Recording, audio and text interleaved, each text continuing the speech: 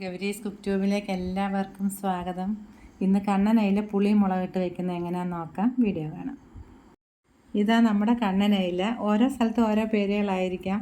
നല്ല ഉറപ്പുള്ള മീനെ വറുത്താലും നല്ല രുചിയുണ്ട്. പാട പോലുള്ള തൊലി ഉരിച്ചെടുക്കണം. ഇതുപോലെ മീനിലേക്ക് ചേർക്കുന്നതിന് വേണ്ടി ഒരു 10 അല്ലി വെളുത്തുള്ളി എടുത്തിട്ടുണ്ട്, 4 പച്ചമുളക്, ചെറിയൊരു കഷ്ണം ഇഞ്ചി, ഒരു 8 ചുവന്നുള്ളി എടുത്തിട്ടുണ്ട്. ചെറിയ ഉള്ളി കനം കുറച്ചരിഞ്ഞ് മാറ്റി വയ്ക്കാൻ വഴറ്റുന്നതിന് വേണ്ടി കൂടെ പച്ചമുളകും ഇഞ്ചിയും വെളുത്തുള്ളിയും ചെറിയ കഷ്ണങ്ങളായിട്ട് മുറിച്ച് മിക്സി ജാറിലിട്ട് വെള്ളം ചേർക്കാതെ അരച്ചെടുക്കാം. ഇതുപോലെ മുറിച്ചിടുമ്പോൾ നമുക്ക് നൈസായിട്ട് അരച്ചെടുക്കാൻ പറ്റും. വെള്ളം വറ്റിയ ശേഷം മാത്രമേ ഇതിലേക്ക് എണ്ണ ഒഴിക്കാവൂ. ഏതെണ്ണ ആയാലും. ഇപ്പോൾ നമ്മൾ വെളിച്ചെണ്ണ ഒഴിക്കുന്നത് വെള്ളമായി വേണ്ടി അത് പൊട്ടിത്തെറിക്കും. ചൂടായ എണ്ണയിലേക്ക് 1/2 ടീസ്പൂൺ ഉലുവ ചേർക്കാം. പൊരിയാൻ തുടങ്ങുമ്പോൾ അരിഞ്ഞു വെച്ചിരിക്കുന്ന ചുവന്നുള്ളി ചേർത്ത് വഴറ്റണം.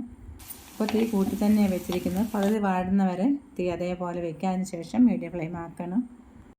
ഉള്ളി ഇപ്പോൾ നല്ലപോലെ വഴന്നിട്ടുണ്ട്. ഇനി നമ്മൾ തീ കുറച്ച് മീഡിയം ഫ്ലെയിം ആക്കി വെക്കണം. കൈവിടാതെ ഇളക്കിക്കൊണ്ടിരുന്നില്ലെങ്കിൽ ഉള്ളി പെട്ടെന്ന് മൂത്ത് പോകും.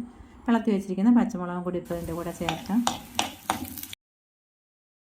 ഗോൾഡൻ കളറായിട്ടുണ്ട്. ഇനി സ്റ്റവ് ഓഫ് ചെയ്ത ശേഷം ഇതിലേക്ക് മഞ്ഞൾപ്പൊടി 1 ടീസ്പൂൺ, കാശ്മീരി മുളക് പൊടി 2 ടേബിൾ സ്പൂൺ,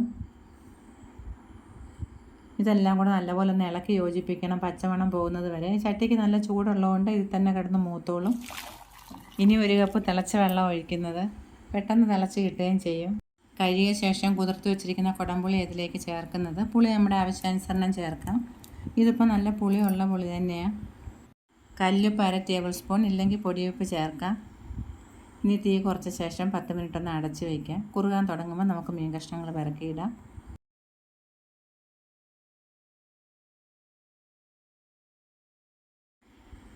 ചാറ് കുറുകി എണ്ണയൊക്കെ തെളിഞ്ഞിട്ടുണ്ട്.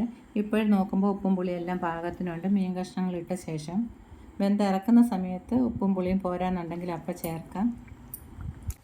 മീൻ കഷ്ണങ്ങൾ ഇട്ട് കഴിയുമ്പോൾ കുറച്ചും കൂടെ ചാറാവും. മീനിലുള്ള വെള്ളം കൂടെ ഇറങ്ങുന്നതുകൊണ്ട്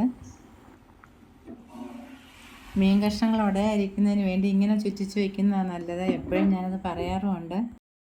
ഇനി മീഡിയം ഫ്ലെയിം ആക്കിയ ശേഷം 15 മിനിറ്റ് ഒന്ന് അടച്ച് വെച്ച് വേവിക്കാം. മീൻചാറ് കൂടുതൽ വേണമെന്നുണ്ടെങ്കിൽ അധികം വറ്റിക്കണ്ട. ഇപ്പം മീൻ വെന്തിട്ടുണ്ട്. നമുക്ക് ഉപ്പും പുളിയും എരിവും ഒക്കെ നോക്കാം. എരിവും പുളിയും പാകത്തിനുണ്ട്. കുറച്ച് ഉപ്പും കൂടെ വേണം. 1/2 ടീസ്പൂൺ കല്ലുപ്പ് ചേർക്കാം. ഇനി സ്റ്റവ് ഓഫ് ചെയ്ത ശേഷം കുറച്ച് പച്ച വെളിച്ചെണ്ണയും കൂടെ ഒഴിച്ചിട്ട് ആവശ്യത്തിന് കറിവേപ്പിലയും കൂടെ ചേർക്കാം.